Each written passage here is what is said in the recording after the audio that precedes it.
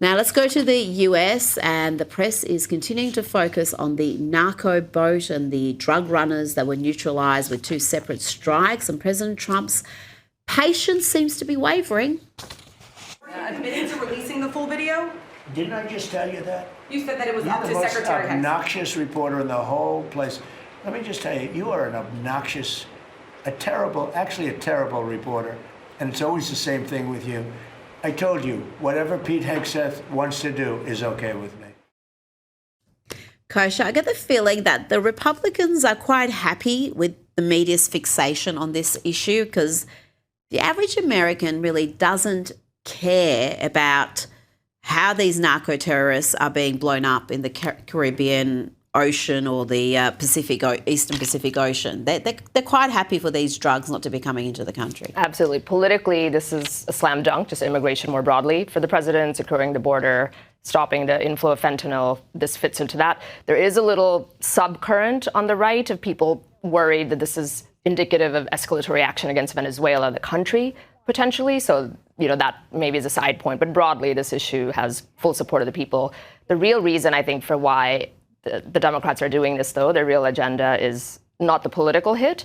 It is laying the groundwork for impeachment 3.0, 4.0, 5.0. If they take the House and the Senate, I think we're going to be seeing them finding all sorts of things to throw at President Trump and hamstring him further and maybe even impeach him finally. So that's what this is about. That seems to be their only plan, impeachment. And I think Trump's doesn't care about that.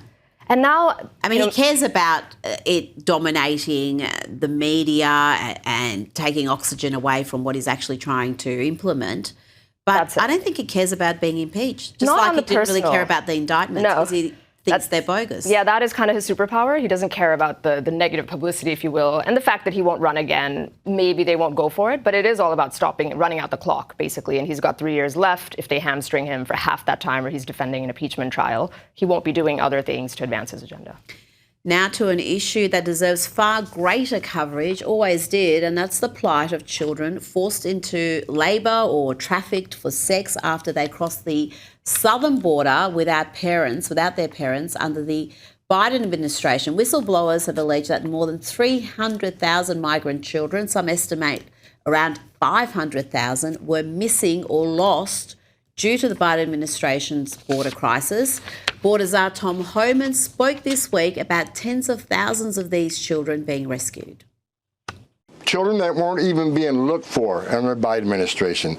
President Trump saved over 62,000 children's lives. Some of these children were in sex trafficking, we found them. Some were in forced labor. Some were being mistreated. I can't even discuss some of the mistreatment we found out about.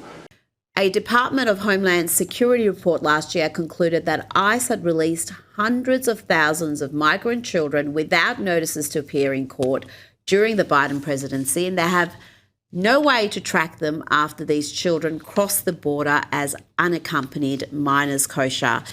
Again, one issue that should be getting so much more media scrutiny if the media wasn't obsessed with narco boats and narco-terrorists. 100%. This is one of many and probably the worst undertold cost of the illegal immigration crisis, which is what it is.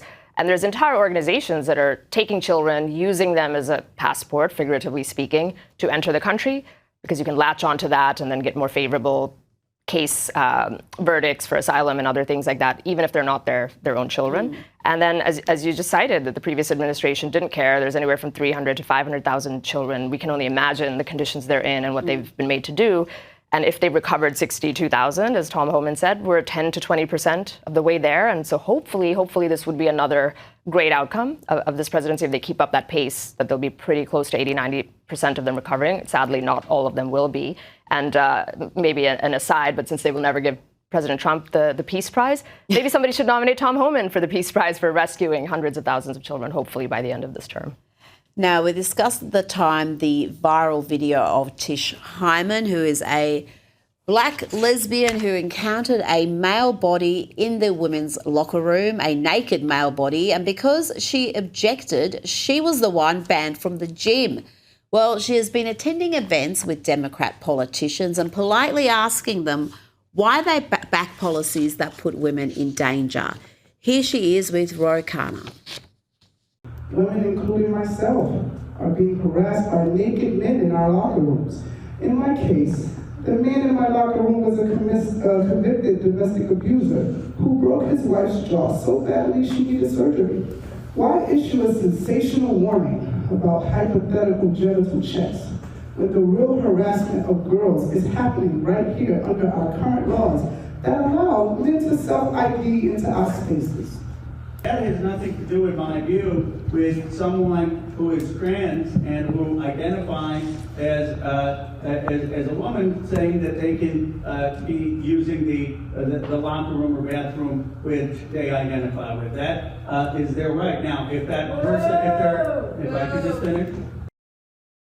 Oh, it's so frustrating, Kosha. He just doesn't get it. It's all about self-ID with these clowns. He even wants male bodies competing in women's sport as long as those male bodies identify as female. He completely missed the point there because that individual did have a history of violence, terrible violence, but according to Rokana, what he was doing in that locker room was perfectly fine because he identifies as a woman and he wasn't beating anyone up at that time, so he was entitled to be there. He deserves a medal. I think if he truly didn't get it, it would almost be better.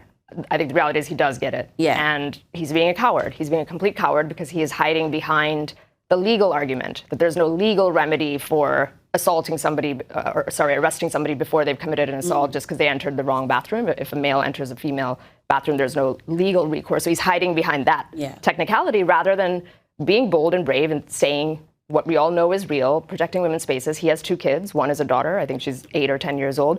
I'm sure he would have a big problem if boys are competing in sports with her. I don't know this, but I would posit that that's a safe bet to make. Or if she found herself in a public bathroom where an intact male was in there. So he's just paying lip service because that is what the Democrat position is. I don't even know at this stage whether they genuinely believe these positions or it's just part and parcel of the ideology they've signed up to, so they've got to mouth these ridiculous notions without actually believing them. It really doesn't matter. It doesn't matter. It's worse. I mean, it's even worse. Because the people being impacted, like Tish, it doesn't matter if the politicians implementing these crazy policies actually believe in them or not, because there are victims of it every day. And I hope she gets louder, because for a black lesbian Democrat voter from California to become a spokesperson for the size, that is something they probably didn't have on their bingo card.